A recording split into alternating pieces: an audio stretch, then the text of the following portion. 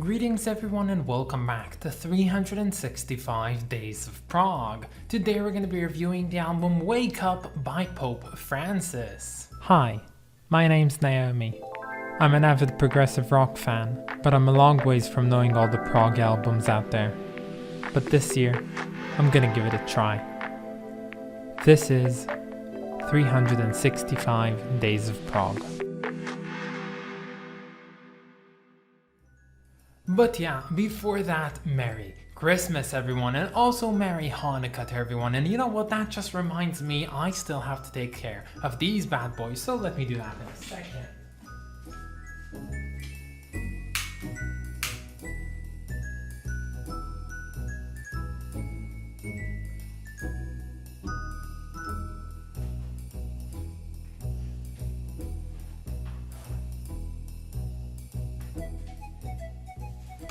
Okay, and now that we got that out of the way, yes, today's album is by Pope Francis. Well, not really by, but mostly to the name and entitled to the current Pope, which is Pope Francis. But before all that, here are some of my favorite bits from this album.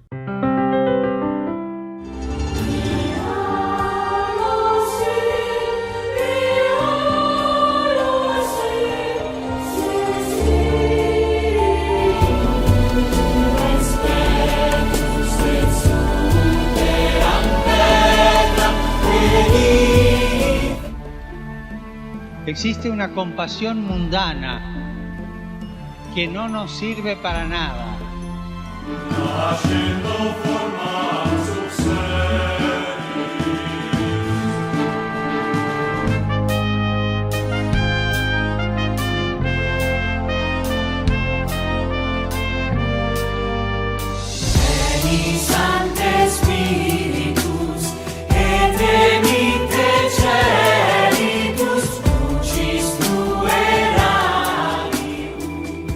So, okay, let's start off this review by me talking you through this album and how it even came to be. So, the Pope, or the Bishop of Rome, is the worldwide head of the Catholic Church. He resides in the Vatican City, which is actually a country or a state of its own, and sometimes he goes out and talks to people. It's really cool, you should check it out. But in all seriousness, the Pope nowadays seems like a really nice guy, and while he is known as Pope Francis, his real name is actually Jorge Mario Bergoglio, and he was born back in 1936 in Buenos Aires, Argentina. Now, in his youth, he actually worked in several professions, some of them being a bouncer and even a janitor, until he actually went ahead and learned chemistry and started working in the food industry. So if your situation in life right now feels a bit similar to that and not that peaking, let's call it, well, cheer up, because one day you might become the Pope. But yeah, in 1958, Bergoglio joined the Society of Jesus, starting his own spiritual journey, and in the year of 69 he was actually ordained as a Catholic priest. He was consecrated in 1992, and in 2001 he was created cardinal by no other than Pope John Paul II. And finally, in 2013, Bergoglio started his road as the Pope, the official Pope taking the role from Benedict XVI.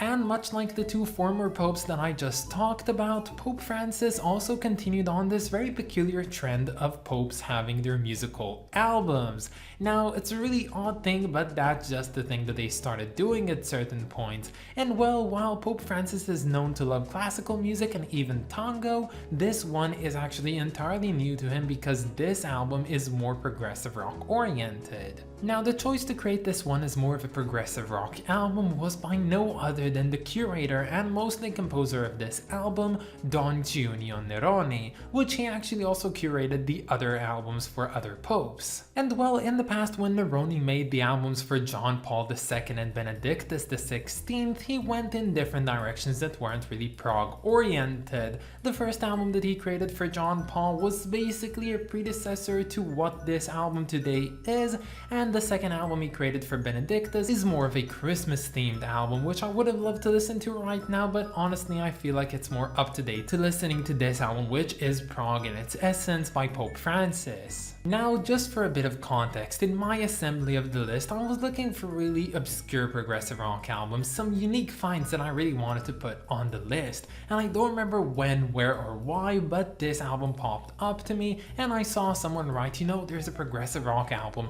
for the freaking Pope, and I was like, this is a joke.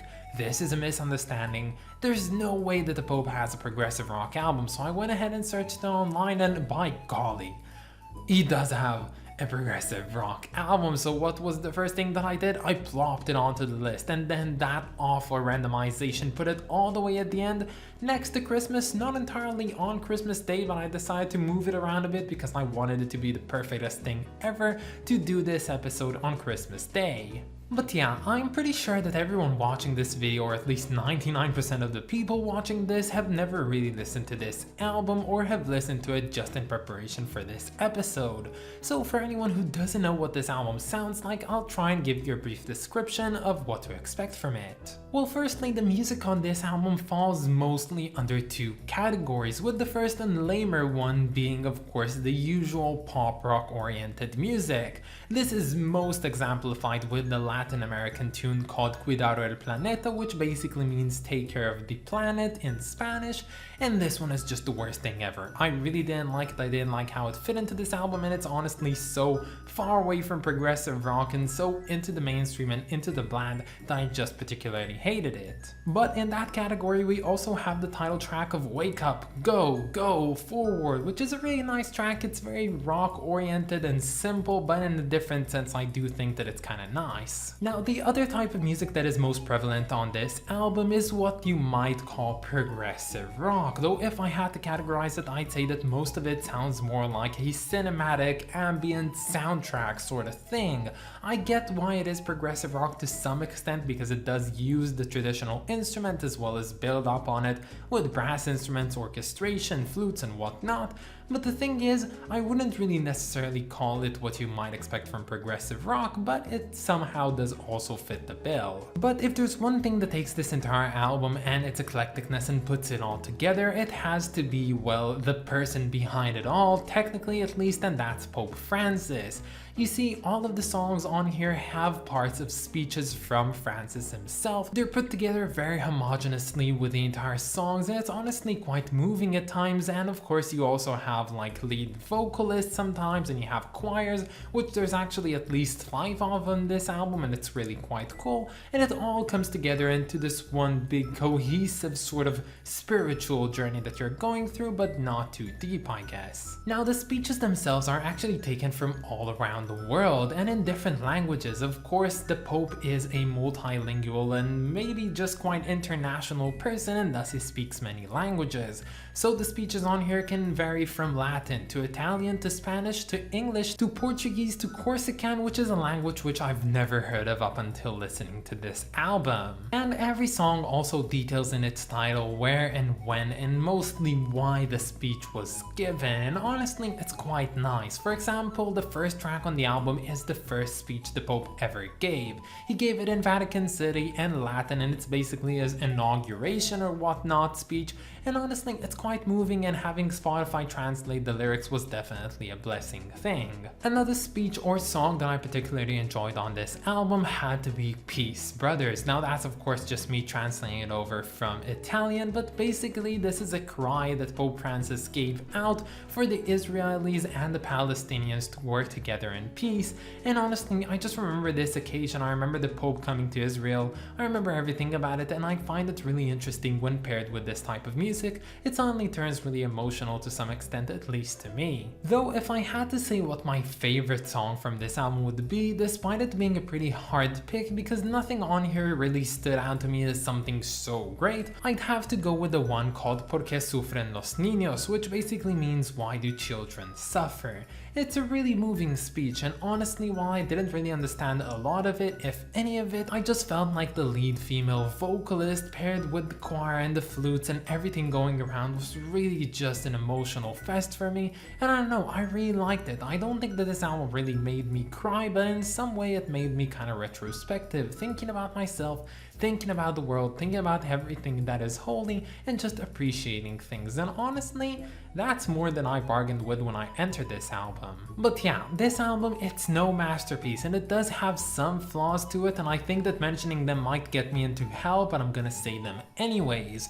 The first one is the music itself. It's really lovely, but oftentimes it is just very subdued. I don't get why they choose to do this, I don't get why the mixing is as such, and especially when the Pope sings, it's like the music resides all the way back. It's so quiet, you can't hear a thing, and I get why someone would want the Pope's words to really come across, but in a different sense it just doesn't feel that immersive in a way. And the second thing has to be the production level on here. Now note, I'm not saying production quality. The quality itself, it's really good, but the level, there are just certain decisions made on here that are so odd to me, like certain sections of speeches that feel like they should have been cut out, or you know, instruments not really being put in the right place and overall being imbalanced.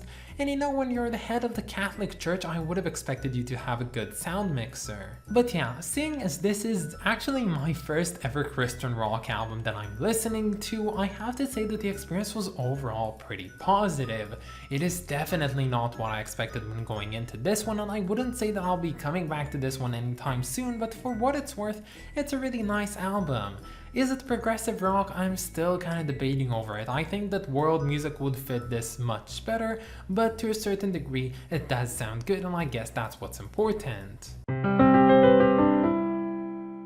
So I guess that's for what it's worth. I actually really like this cover, and if there's one thing that I particularly like about this one is how just white all over it is. Yes, when thinking about the Pope, this holy figure, you know, the closest to God you can get, whiteness is what I think. And when looking at other covers for albums by popes, they're so blasting out with colors that it just doesn't feel that genuine to me, so that's why this one actually works. Now, Pope Francis himself seems like a really nice guy, like a humane and careful person, and you know what? I feel like this cover actually gets that through, and I love it all the more for it. And yes, all in all, while this album might not be an album curated by the Pope himself, because surely he has more important things to do, and instead it was helped to be composed by people such as Tony Pagliuca from Leorme, for instance, actually, I still feel like the personality of Pope Francis really shines through this one, mainly through his speeches, and honestly that's pretty cool, and it does also shine through with this album cover. So for what it's worth, this album is surprisingly fair enough, I guess. It's not one that I see myself coming back to anytime soon, at least not until I have my midlife crisis and I go for a spiritual, but for what it's worth for now, I'll give it a rating of 6 out of 10. So hopefully with this rating I can still go up to heaven, and if I can't, well, so be it. But yeah, that's about it, and stay tuned for tomorrow because we're gonna be listening to the album Name Stolen by The Project. They're actually a project, they're not really a band, I'm gonna elaborate more about them, but their name is Project, so I don't really mind it. Anyway, I'd like to thank some of my lovely supporters over on Patreon, so thank you so much to Clay Wan, Arista Kings, and Lindsay Haycox. You guys are just the best. Have a Merry Christmas, and I'll see you all tomorrow. Bye guys.